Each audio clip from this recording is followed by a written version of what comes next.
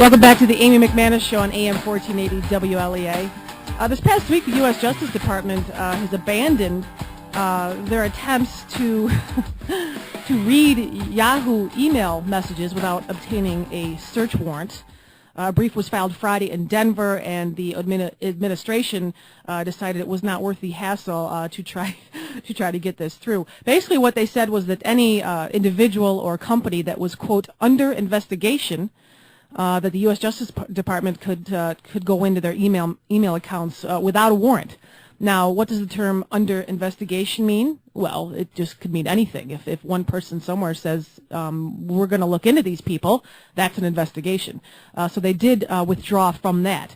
However, they are still they're still down in Philadelphia. There's a case regarding warrantless tracking of cell phones. The administration is still pushing that one through.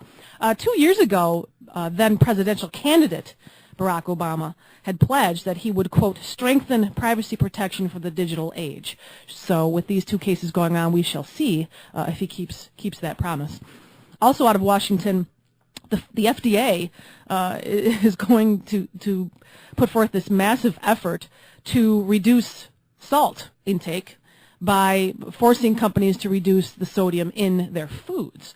They're going to hit every food out there. Your canned veggies, your soups, your fruits, your bread, the processed foods, the frozen foods, everything out there, peanut butter, hot dogs. They are going to force food companies to eliminate the sodium in all these different foods.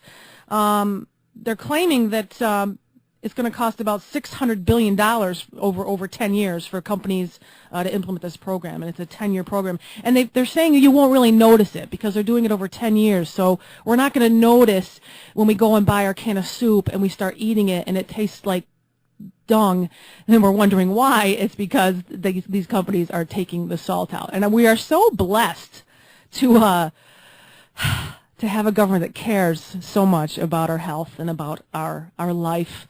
Speaking of life, this comes from Life News.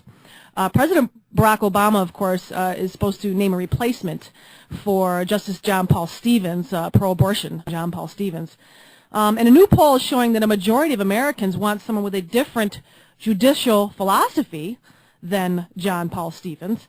A CNN opinion research poll released Tuesday shows that 37% of adult Americans want Obama to nominate someone with a moderate judicial temperament, and another 36% want a justice with a conservative bent. So you've got, let's see, do the math here. 73% of Americans want someone who is conservative or moderate. Only 25% of Americans want a justice with the same or liberal tendencies that, of course, led to Roe versus Wade and 52 million abortions. So Obama is going to side, probably, the pundits say, with just 1/4 of the Americans. Another 1/4 of the Americans are upset with what's going on in Arizona. However, a majority of Americans are in favor of it. As you know, they're implementing this huge program called Operation Streamline to get after the illegals. Things are just dreadful there.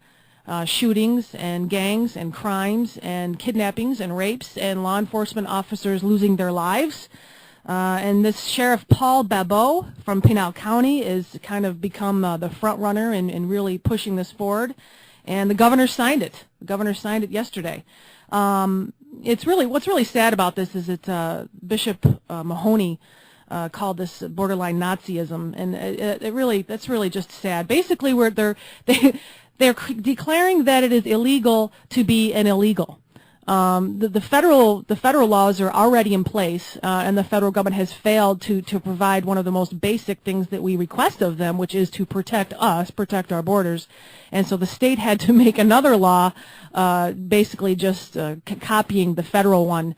And we'll see what happens. It's not going to be easy. It's going to be sad. I'm sure there's going to be a lot of suing going on, and people are going to be fighting back and forth, especially in the Hispanic community. So we'll have to keep an eye on that. San Diego has a similar program called Allied Shield, where it's only been going on for a few weeks, but they've already arrested 280 people. They're cracking down on gangs and drug and human smuggling, and they're seizing all sorts of drugs, meth, cocaine, heroin, and a lot of weapons as well. Speaking of coming down and just doing what's legal and what's right.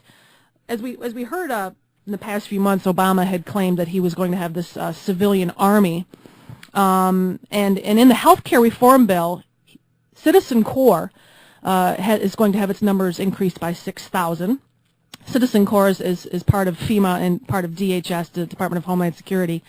And a lot of people are saying, well, that's not his civilian army. This is just, adding on to Citizen Corps for those things like hurricanes and natural disasters. And the tie-in here is that I had mentioned that the Girl Scouts have now become a part of Citizen Corps. So now I'm wondering if you've got about 3 million Girl Scouts, and I'm wondering, if things get bad, whether it's a natural disaster or a man-made disaster, we're gonna be looking out our door, and instead of FEMA, we're gonna see a bunch of 15-year-old girls come to the door to aid us. Just kind of an interesting thing there. Girl Scouts and Citizen Corps, Obama's new civilian army. Another interesting thing about Girl Scouts, and this is not against leaders or Girl Scouts in town, but the leadership of the Girl Scouts nationally really needs to be looked at. They changed their curriculum back in '94. They took out the word God out of the pledge. That's just one interesting thing. Also, the curriculum called Your Voice, Your World, The Power of Advocacy, which is for the older Girl Scouts, touts all these women leaders and wants these girls to learn about these women leaders. 3 of them are leaders that you would say spiritually: Sojourner Truth, Harriet Tubman, and Mother Teresa. That's it. The rest are people like Elizabeth Flynn, who was a chairwoman of the American Communist Party; Luisa Moreno, another member of the Communist Party; Simone de Beauvoir, who was a existentialist and author of feminist books regarding sexuality; Rigoberta Menchú was a Guatemalan activist and Nobel Peace Prize winner who was a Marxist guerrilla; Emily Green Balch was a writer, feminist, and former editor of The Nation; and of course Billie Jean King, who was the tennis champion who was one of the first prominent athletes to come out as a homosexual. So these are the women that the Girl Scouts are touting to our young girls as women to emulate, communists and Marxists. I want to close out the show today with just some inspiration I came across, especially in the past week, and things get difficult, and I just came across a little bit of inspiration for us here. Whatever you do, you need courage. Whatever course you decide upon, there's always someone to tell you you are wrong. There are always difficulties arising which tempt you to believe that your critics are right. To map out a course of action and follow it to the end requires some of the same courage that a soldier needs. That's Ralph Waldo Emerson. You've been listening to the Amy McManus Show on AM 1480 WLEA.